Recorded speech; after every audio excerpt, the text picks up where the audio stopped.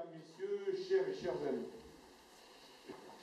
Je dois vous indiquer à l'avance que la cérémonie sera peut-être un peu plus longue, parce que vous verrez à la fin un moment particulier qui permettra à la commune de Créon et à EDF Commerce Sud-Ouest, dont le directeur est là, de signer une convention de partenariat confirmant la volonté créonaise de s'inscrire dans une politique forte de partenariat autour de son pacte social, citoyen et durable.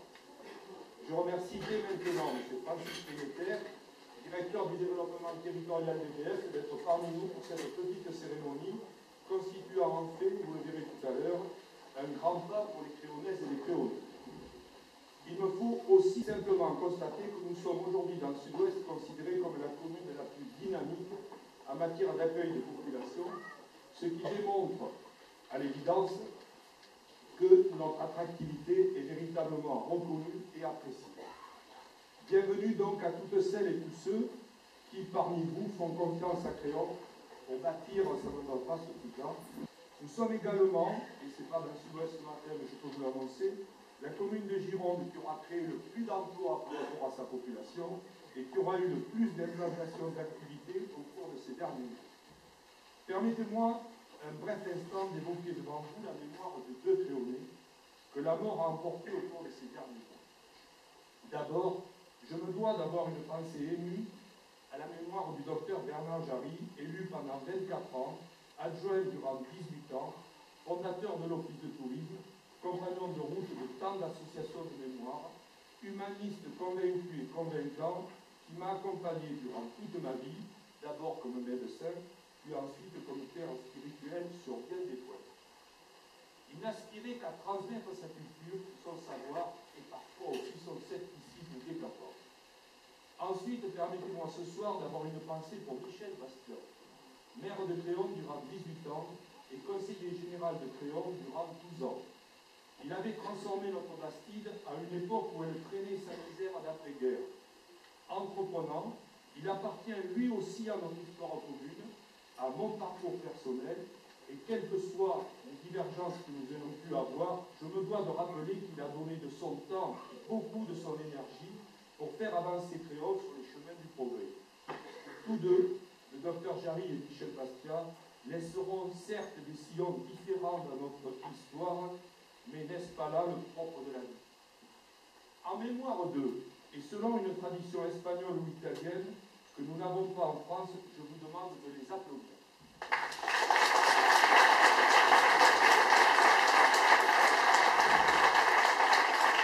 Merci pour eux. Vous ne pouvez pas savoir combien il est réconfortant de pouvoir vous réunir aussi nombreux, par-delà les rôles sociaux, les statuts professionnels, les engagements politiques, les générations, les options philosophiques ou religieuses. Cette volonté permanente a été reconnue et valorisée. Mais elle revêt un caractère particulier pour nous qui avons initié le pacte social, citoyen et durable. Nous sommes en effet parmi les 11 villes de France qui se sont vues reconduites pour 2 ans par un jury national très exigeant pour 2 nouvelles années, je l'ai dit tout à l'heure, dans la distinction du ruban du développement durable. C'est pour l'équipe des élus et tous les employés de la commune une véritable reconnaissance de la qualité de sa gestion dans tous les domaines essentiels pour l'avenir. Nous avons également obtenu, grâce à un dossier de certification internationale Citaslo, le niveau international des villes dans lequel il fait bon vivre. C'est une preuve et un atout supplémentaire pour une cité de la taille de Créon, tournée vers l'accueil et le développement économique. C'est une preuve que l'on peut se développer sans perdre son âme. Ce travail a nécessité une grande solidarité dans l'action d'une équipe municipale soudée. Chaque élu a fait avancer les dossiers dont il avait la charge. Tous l'ont fait avec vaillance, détermination et surtout loyauté, en ayant en tête l'intérêt général et surtout celui des Créonaises et des Créonais qui leur ont fait confiance. Je les en remercie en votre nom, comme je remercie du fond du cœur le personnel communal qui en 2012 a encore fait la preuve de son attachement au service public. Des milliers de personnes, et vous ne le savez peut-être pas, ont en effet été accueillies au secrétariat de la mairie de Créon. Des milliers de personnes ont été accueillies à Créon dans un espace culturel où vous êtes, utilisé plus de 100 soirées par an. Des milliers de personnes, parfois venant de loin, ont été reçues à Créon lors de la piste sous les étoiles, les concerts, les repas et les fêtes. Des milliers d'enfants cumulés ont été accueillis par les services périscolaires et le restaurant. Chaque jour de classe, Créon reçoit sur son territoire 1800 enfants ou adolescents. Des milliers d'heures de soutien aux personnes âgées du territoire créonais ont été portées par le Centre communal d'action sociale avec le concours dévoué du personnel. Il faut défendre les fonctions publiques. Cessons par pitié de clamer que moins de fonctionnaires, c'est la panacée pour résoudre la crise. Cessons de croire que nous aurons tous les services dont nous rêvons sans participation équitable et solidaire de tous au financement de l'État et des collectivités. Il nous faut ouvrir les yeux et nous rendre compte de la valeur inestimable du système solidaire créonais d'autogestion citoyenne de la totalité des activités culturelles, sportives, sociales ou de loisirs. Les associations ayant leur siège social sur Créon, et seulement ces associations, ont porté en 2011 la bagatelle de 195 emplois à temps partiel ou à temps complet, sans aucun véritable frais de gestion pour la puissance publique, puisque pas moins, là aussi c'est un chiffre qu'il faut retenir, 235 dirigeants strictement bénévoles sont domiciliés sur Créon. Ils assurent avec dévouement et compétence une responsabilité associative, élective, gestionnaire, irremplaçable en temps de crise. Imaginons un seul instant que dans le contexte actuel de réduction drastique des crédits publics, de l'incapacité de l'État d'assumer financièrement ses propres compétences, ce réseau d'élus locaux, de personnel communal et intercommunal, de responsables associatifs, d'animateurs et d'éducateurs soit rayé du paysage au nom du profit privé. Donc Créon et le Créonais ne seraient que des champs de ruines sociales, culturelles, sportives et même économiques, sans cette dynamique insufflée depuis 8 ans et qui représente un budget annuel de 3,8 millions d'euros. Nous avons travaillé avec Pierre Gray, que je remercie, qui est le président du conseil d'administration de l'EHPAD, sur la fameuse transformation de l'ancienne maison de retraite, dont le permis est accordé, qui devait procurer encore une bonne douzaine de logements gérés par la puissance publique. L'ouverture de la zone d'activité commune à la Sauve et à Créon a ajouté une quarantaine d'emplois à ceux qui existaient déjà. Sur Créon, aujourd'hui, nous dépassons désormais le millier d'emplois salariés ou libéraux dans les structures publiques et privées existantes. Nous avons maintenu avec le CCAS toutes les formes concrètes de solidarité avec plus de 250 dossiers d'aide aux personnes âgées, dont plus de la moitié sont gérés gratuitement par la commune de Créon, grâce au dévouement, à la patience et à l'optimisme de Pierre Gray. Et là encore, dans un contexte tendu, la salle des sports de raquettes a vu le jour et les locaux spécifiques rénovés accordés au Créon Vélo Club ont été ouverts. Cette action globale, déclinée sous bien d'autres aspects, est reconnue au-delà de nos frontières communales. L'année 2012 aura été très préoccupante pour bâtir un budget dont j'assume la responsabilité et dont le montant est d'1,5 milliard d'euros, dont 730 millions alloués aux seules actions de solidarité. Je dois vous avouer que les nuits sont parfois courtes et agitées. Dans le domaine de la protection de l'environnement, à Créon, nous sommes beaucoup investis dans le sort de la station d'épuration, dont la vétusté pose de graves problèmes.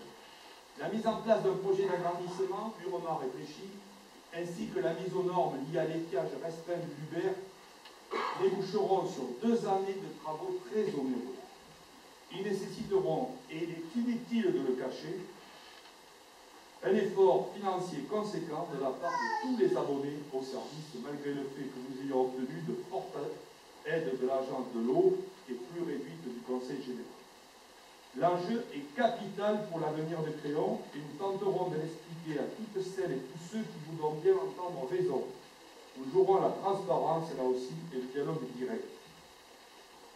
Même choix d'application des préconisations du Grenelle de l'environnement avec l'obtention d'un très net renforcement par le Conseil général du réseau Transgironde au départ de Créon, avec 4 bus aller-retour supplémentaires, des horaires pendulaires et un tarif unique dont on n'entendra jamais assez les mérites, dont je connais le prix d'ailleurs, à 2,50 €. Autre effort significatif, avec dans le domaine de renouvellement de l'éclairage public et des économies d'énergie sous la responsabilité de Georges Cazalet, des dépenses significatives pour l'amélioration durable des espaces de circulation dans les rues de la ville avec les réfections d'un certain nombre de trottoirs, la signature d'un partenariat pour la création début 2013 d'une aire de covoiturage départementale à Créon, la création définitive du premier service européen de vélos scolaires en libre-service, la signature dans quelques instants de la seconde convention après celle avec ERDF, qui nous permettra l'achat de vélos électriques, avec EDF sur les volets environnementaux, sociaux et énergétiques. Je vous assure que mon investissement personnel ainsi que celui de l'équipe municipale n'ont jamais fait défaut en faveur du seul intérêt qui vaille l'intérêt général. 2013 nécessitera patience, dévouement, investissement personnel encore plus fort et encore davantage de lucidité, loin du prêt-à-porter idéologique d'un camp ou d'un autre. Je vous demande d'être attentif aussi à laisser le moins de monde possible sur les bas-côtés des routes de l'avenir. Je vous présente donc à chacune, à chacun d'entre vous, à titre personnel et au nom de l'équipe municipale, mes vœux les plus sincères. Mesdames, Messieurs, chers amis, je souhaite que nous trouvions donc ensemble des raisons d'espérer en des lendemains qui chantent. Belle et heureuse année, et je vous propose de la débuter avec une chanson qui devrait être celle des manifestations officielles françaises. Je vous propose d'écouter Ma France de Jean Ferrat. De plaines en forêt, de vallons en collines, du printemps qui va naître à tes mortes saisons, de ce que j'ai vécu à ce que j'imagine, je n'en finirai pas d'écrire ta chanson.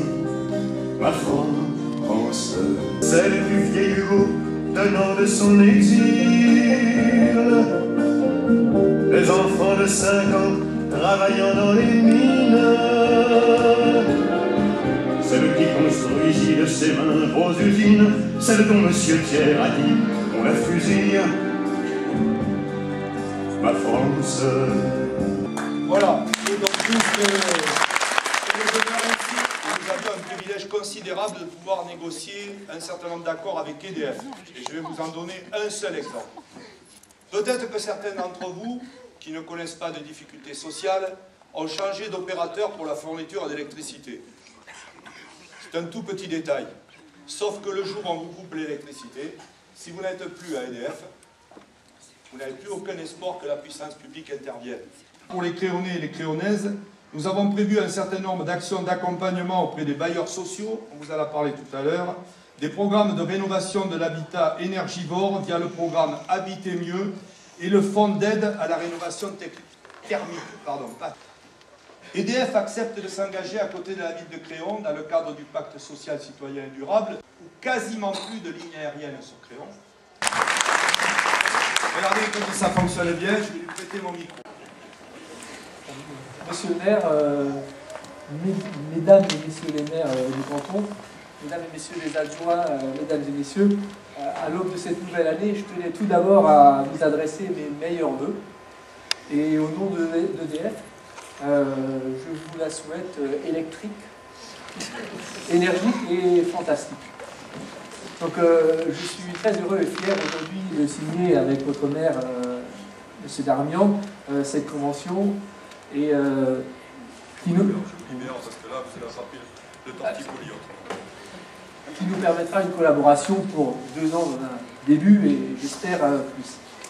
Donc, en adoptant son pacte social, citoyen et durable, la ville de Créon, sous l'impulsion de son maire, a clairement affiché son engagement dans une politique de développement durable. Donc c'est un des volets de ce pacte social, citoyen et durable. EDF, de son côté, est aussi très engagé dans une politique d'efficacité énergétique et avec pour objectif d'accompagner au quotidien nos clients à réduire la facture d'énergie.